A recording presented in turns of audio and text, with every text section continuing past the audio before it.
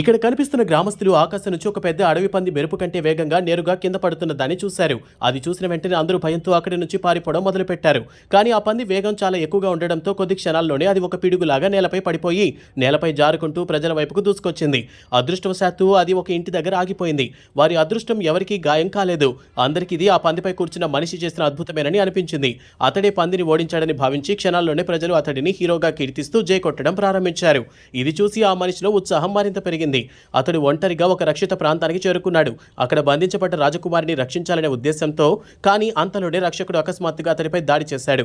అయితే అతడు తన తెలివితో ఆ దాడిని తప్పించుకున్నాడు. వెంటనే ఇద్దరి మధ్య భీకరమైన పోరాటం మొదలైంది. మొదట అది ఒక పాము అని అనిపించింది, కానీ మరుసటి క్షణంలో వెనుక నుంచి ఒక భయంకరమైన సింహ రాక్షసుడు బయటకు వచ్చాడు. ఆ పాము అసలు ఆ రాక్షసుడి తోక అని తెలిసింది.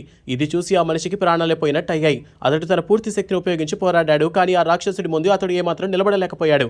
ఒక్క దెబ్బకే నేల కొరిగిపోయాడు.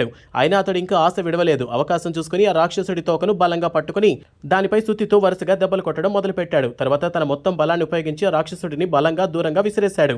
చివరికి ఆ రాక్షసుడు మళ్లీ దాడి చేయకుండా ఉండేందుకు అతడు దాని తోకను తలలో కలిపి బలంగా కట్టేశాడు. ఈ విధంగా అతడు రాజకుమారిని విజయవంతంగా రక్షించాడు.